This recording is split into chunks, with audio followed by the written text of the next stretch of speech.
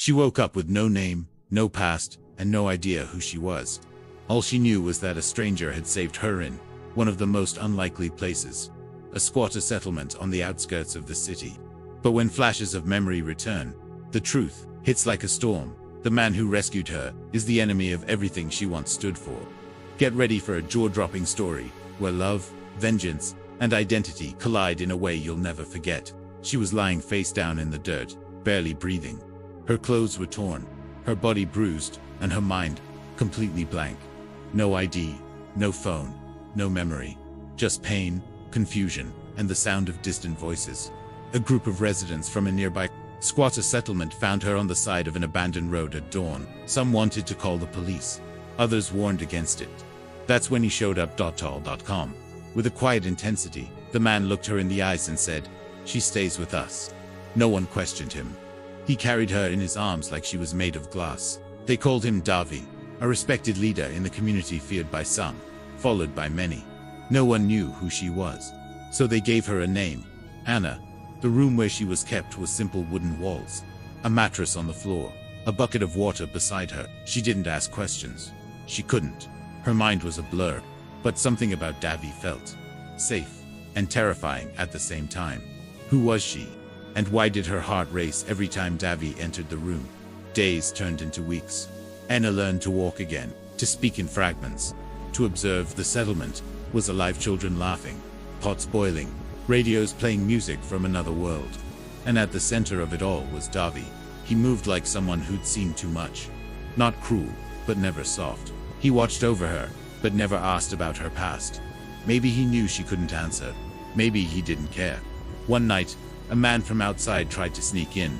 Davi confronted him without hesitation. There was shouting, a knife, blood, and silence. The man was dragged away. No one talked about it. Anna couldn't sleep that night. She realized this wasn't just a place for the forgotten. It was a battleground. And Davi, he was both protector and executioner. But he brought her food, books, clean clothes. "You'll be okay," he said once, without looking at her. And somehow, she believed him, until the dream started. The mansion, the screaming, the fire dot. Who was she really? Now it's your turn. Who do you think Anna truly is? Leave your theories in the comments. The dreams became more vivid. A voice shouting her name, Helena. A mirror reflecting a face she didn't recognize, but somehow knew. She began to write things down. Symbols, street names, a golden ring. One afternoon, while folding donated clothes, she saw a logo stitched on a jacket. Her hands trembled. That same symbol was in her dreams. She snuck into a neighbor's house, borrowed an old phone, and searched the name, Vasconcelos estate. Her blood froze. The news articles called it a dynasty. Luxury, power, lawsuits, and there she was, her face. In a photo, her name was Helena Vasconcelos, missing for 3 weeks. Heiress to a multi-million-dollar empire. She ran to Davy, shaking, holding the phone. But before she could speak, he took it from her, glanced at the screen, and quietly said, "So now you remember. Thank you for staying with us this far. The truth is only beginning to unravel. What comes next will shock you." Davi didn't deny it. He knew who she was from the beginning. "I recognized you the day we found you," he admitted. "You're the daughter of the man who stole everything from us." Helena's voice cracked. "You knew, and you didn't tell me." His eyes burned with a mix of pain and fury. "Your family owns this land.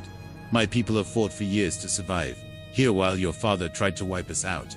Helena couldn't breathe. The man who carried her, protected her, fed her, had every reason to hate her. "I didn't ask for any of this," she whispered. "And yet here you are," he replied coldly, "living among those your family destroyed, eating our food, wearing our clothes, hiding behind a name that isn't yours."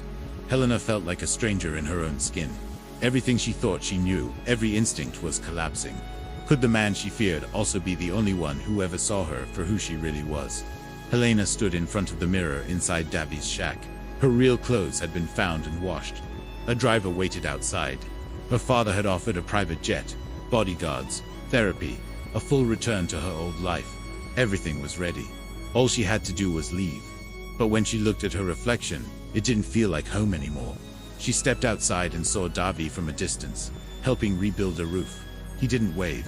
He didn't look her way. He had given her a second chance, without asking for anything in return.